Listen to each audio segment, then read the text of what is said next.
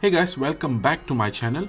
You would have seen my GBRB-1000 Rangeman that I have over here, the biggest watch that I have in my collection, in and out of my videos before. I absolutely love this watch for its features and the sheer size of it. However, it was missing some features that most people would want to use every day. The new GBD-H1000 might be filling in that gap. It is G-Shock's first fitness-focused watch, and it's about time we got this. GBD-H1000 was launched together with the GBD-100 series that you see over here, and if you haven't watched my video on it, do check it out. Both of these watches have some similarities but are targeted to different users. Size-wise, the GBD-H1000 is bigger in every dimension. It is lug to lug 63mm compared with the GBD-100 at 58.2. The width is 55mm versus 49.3, and the thickness is 20.4mm versus 17mm. The weight for the GBD-H1000 is 101 grams and the GBD-100 at 69 grams. The GBD-H1000 comes in 4 colors. Code 1A7 with the white straps, -1 full black colors, -4 which is what I have over here, the red, and -8 is the black with the red accent colors. For this release, G-Shock has designed a new packaging for the watch. Depending on your color choice, the image on the box is going to be slightly different based on your choice. Mine is the red one, hence this is what we get. At the back you can see the actual code number for this particular release, which is the GBD-H1000-4JR. so this is a Japan domestic model. So let's get inside and see what we get for this release. Alright, the pattern on the inner box has got this water splashed design. This watch still has got a 200-meter water resistance, just like many other G-Shock watches that we have. On the inside now we get the watch placed on the left hand side of the inner box, and if I get it out and put it one side at the side first, now we can see some of the features that we are going to get in the watch. So we'll get through those as we proceed through the unboxing and the review video. So let's see what else do we get on the inside. Inside we have another white box, and this box has got all the manual and the documentations that we get for any of the G-Shock watches as usual.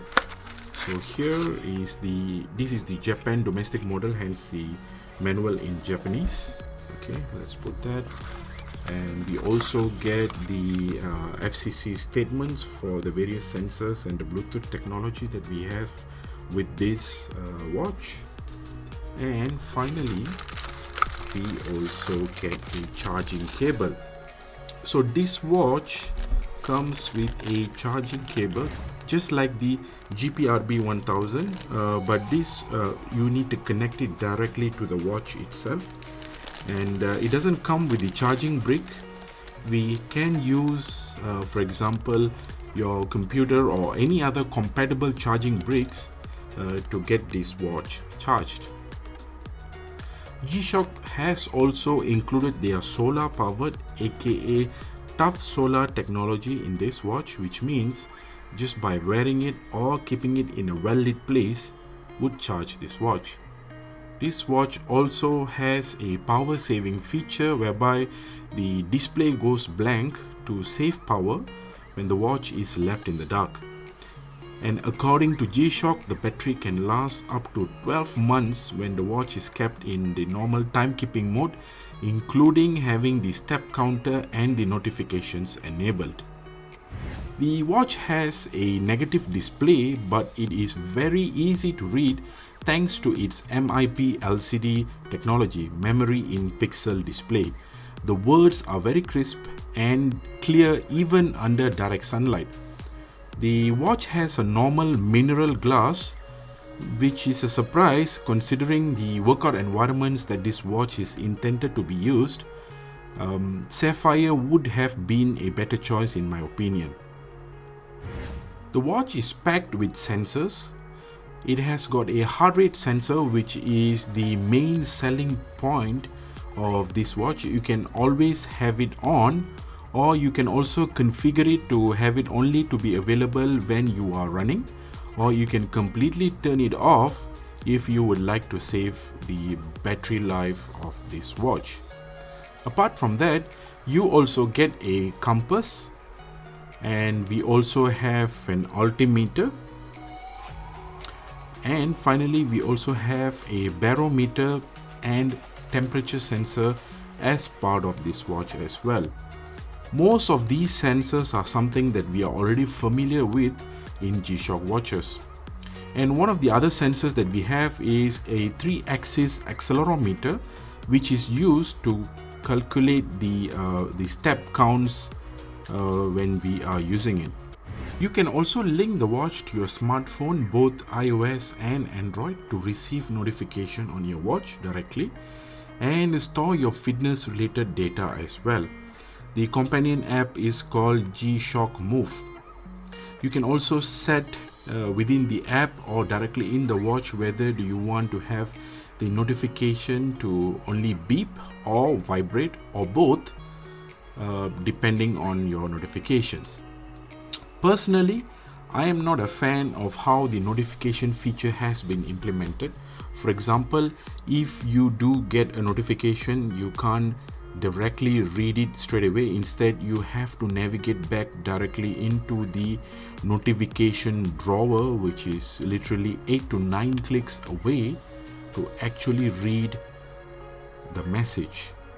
This watch also has got a direct shortcut when you want to use it for your running as well. By pressing this button over here, which is labeled as run, it automatically starts the program for you to record and log your running sessions.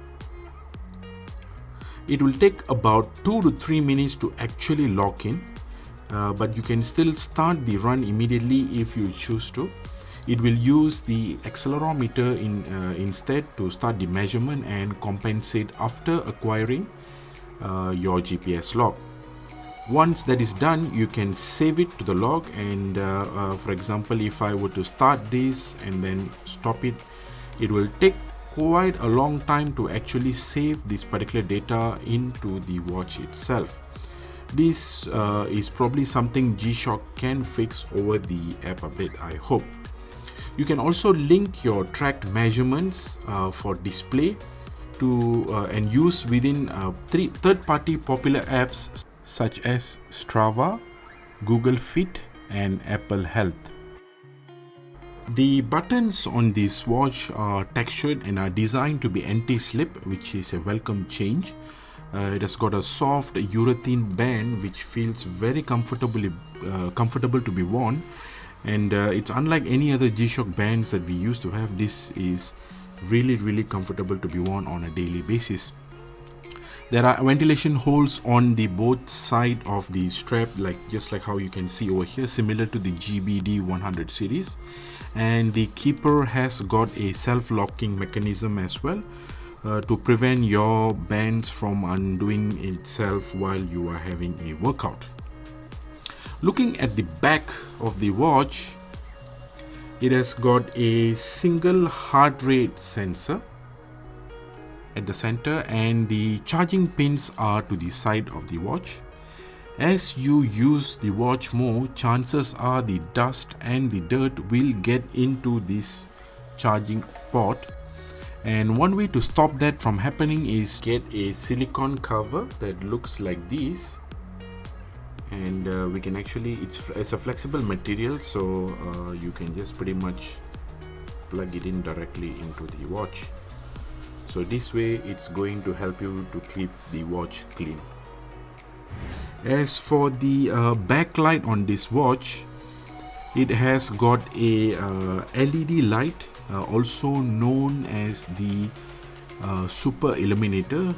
Lights up pretty evenly if you ask me, and and it also has got a auto light feature, which means if you turn it more than 40 degrees like this, it will automatically turn on.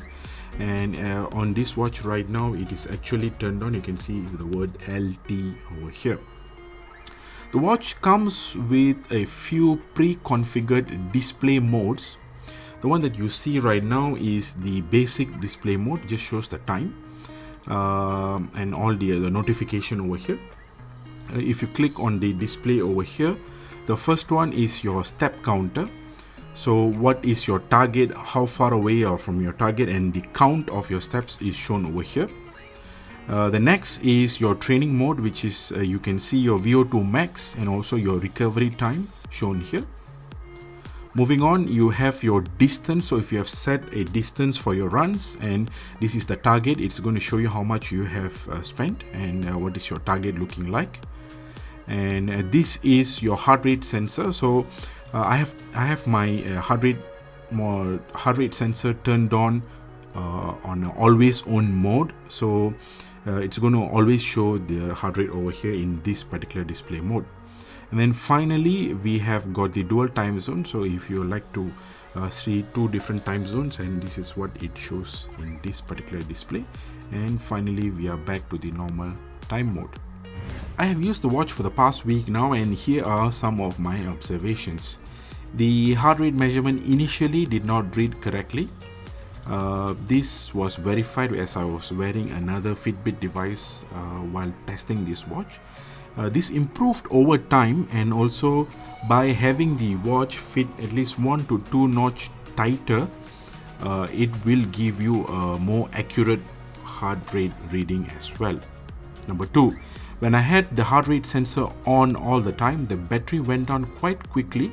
When I started the day off with a 4 bar on the watch, it was already low by end of the day, and when it reaches the low level, the heart rate sensor will automatically get disabled.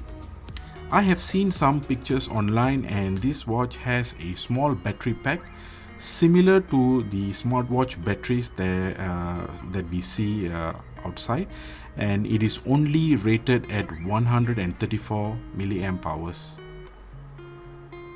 It doesn't look like a user replaceable battery to me, but I stand to be corrected on this one, as I personally have not opened this watch yet.